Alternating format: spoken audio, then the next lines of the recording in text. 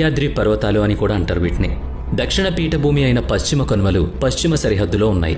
ఈ పర్వత శ్రేణి ఎంతో గొప్పగా ఉంటుంది. ఇది తపతీ నది దగ్గర నుంచి మొదలవుతుంది. కన్యాకుమారి వరకు సుమారుగా 16 కిలోమీటర్ల వరకు విస్తరించి ఉన్న నిరంతర శ్రేణి ఇది. తూర్పు కనుమలు ముందుకు వెళ్లే కొద్దీ ఇక్కడ ఒక చిన్న విభాగంగా విడిపోతాయి. కావేరీ వంటి నదులు తూర్పు వైపున ప్రవహించి బంగాళాఖాతంలో కలుస్తాయి. అందువల్ల ఈ పర్వత శ్రేణుల్లో మధ్యన ఇంకొంచెం ఖాళీ ఏర్పడుతుంది. పశ్చిమ కనుమలు వాలులో ఎక్కువ భాగం పశ్చిమం వైపు చాలా ఏటవాలుగా ఉంటాయి. పశ్చిమ కనుమలు తూర్పు వైపు సున్నితమైన వాలును కలిగి ఉంటాయి. గుజరాత్, మహారాష్ట్ర, గోవా, కర్ణాటక, కేరళ, తమిళనాడులో ఈ పర్వత శ్రేణులు వ్యాపించున్నాయి. హిమాలయ పర్వత శ్రేణుల తర్వాత రెండవ పొడవైన పర్వత శ్రేణి పశ్చిమ కనుమలు. పశ్చిమ కనుమల సగటు ఎత్తు 1200 మీటర్లు. ఉత్తరం నుంచి దక్షిణానికి వచ్చినప్పుడు ఈ పర్వతాలు ఎత్తు పెరుగుతుంది. పశ్చిమ కనుమల యొక్క ఎత్తైన శిఖరం అనైముడి. దీని ఎత్తు 2695 మీటర్లు. దక్షిణ భారతదేశంలో ఎత్తైన పర్వత శ్రేణి అయిన అన్నామలై శిఖరంలోని భాగమే ఈ అనైముడి. అన్నామలై పర్వత శ్రేణి పశ్చిమ కనుమల్లో భాగం. పశ్చిమ కనుమల్లో పశ్చిమ వాలు నైరుతిలో త్రివా ఉండడం వలన ఋతుపవనాలు వీటిని తాకుతాయి.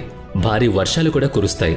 దాదాపుగా 200 నుంచి 250 సెంటీమీటర్ల వర్షం పడుతుంది. అందుకే ముంబైలో, పూణేలో కన్నా అధిక వర్షపాతం ఇక్కడ నమోదవుతుంది. మరో ఆసక్తికరమైన విషయం ఏంటి అంటే ఇక్కడ పోర్ట్ పశ్చిమ తీరంలో ఉంది. ఎందుకంటే పశ్చిమ తీరంలో సముద్రం తూర్పు తీరం కంటే లోతుగా ఉంటుంది. సముద్రం లోతుగా ఉన్నప్పుడు పోర్ట్ పెద్దగా చేయడం సులభం అవుతుంది. సులభంగా ఓడలన్నీ ఒడ్డుకు చేరుకోగలవు. మన సౌకర్యం కోసం వెస్టర్న్ ఘాట్ని 3 భాగాలుగా విభజించవచ్చు. పై భాగంలో తపతీ నది నుంచి గోవా వరకు ఉన్న ఉత్తర భాగం, గోవా నుంచి వచ్చే నీలగిరి పర్వత శ్రేణిని మధ్య భాగం అంటారు.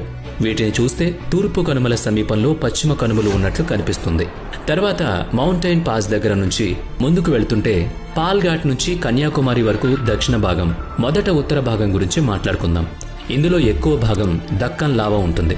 చాలా ముఖ్యమైన పర్వత శ్రేణులు ఇక్కడున్నాయి. అజంతా పర్వత శ్రేణి, సత్మా పర్వతం పశ్చిమ కనుమలో భాగం, బాలాఘాట్ పర్వత శ్రేణి, హరిశ్చంద్ర పర్వత శ్రేణి అంతా పశ్చిమ కనుమలో భాగం. ఇవన్నీ ఉత్తర భాగంలో ఉన్నాయి.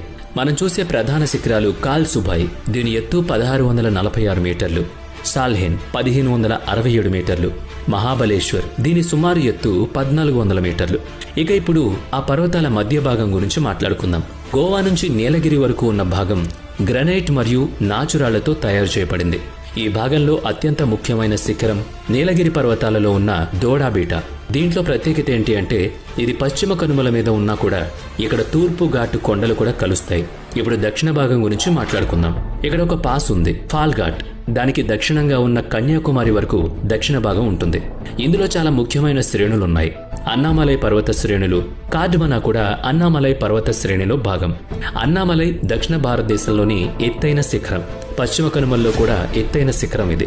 దాని ఎత్తు 2695 మీటర్లు. మనం గుర్తు చేసుకోవాల్సిన 4 మౌంటైన్ పాస్లు పశ్చిమ కనుమల లోపల థాల్ఘాట్ మౌంటైన్ పాస్, దీన్ని కసరా మౌంటైన్ పాస్, తులాఘాట్ అని కూడా అంటారు. ఇది ముంబైని, నాసిక్ని కలుపుతుంది. ముంబై నుంచి నాసిక్ రావాలన్నా, నాసిక్ నుంచి ముంబై వెళ్లాలన్నా ఈ ఘాట్ మీదుగానే ప్రయాణం చేయాల్సి ఉంటుంది. బోర్ఘాట్ పాస్ ముంబైని, పూణేని కలుపుతుంది. ఇక్కడ రోడ్, రైలు మార్గాలు వేయబడ్డాయి. తాల్ఘాట్, బోర్ఘాట్ మహారాష్ట్రలో ఉంది. ఆ తర్వాత తమిళనాడులోని పాలక్కాడ్, పాల్ఘాట్. ఈ ప్రదేశం కేరళలోని కోయంబత్తూర్కు కలుపబడుతుంది. దీని తర్వాత సెంకోటా మౌంటైన్ పాస్ ఉంది. మధురైని తిరువనంతపురంతో అనుసంధానించడానికి ఇది పనిచేస్తుంది. పశ్చిమ కనుమల నుంచి నైరుతి ఋతుపవనాలు వచ్చినప్పుడు భారీ వర్షాలు కురుస్తాయి. ఈ కారణంగా ఇక్కడ ఎల్లప్పుడూ వర్షాలు పడుతూనే ఉంటాయి. ఇక్కడ అడవులు ఎక్కువగా ఉండడం వలన జీవ వైవిధ్యం కూడా ఎక్కువే. ఇక్కడ కనిపించే చెట్లు, మొక్కలు మరియు జంతువుల వైవిధ్యం చాలా గొప్పగా ఉంటుంది. అది ప్రకృతికి చాలా అవసరం కూడా. ఈ పశ్చిమ కనుమలు యునెస్కో గుర్తింపు పొందింది.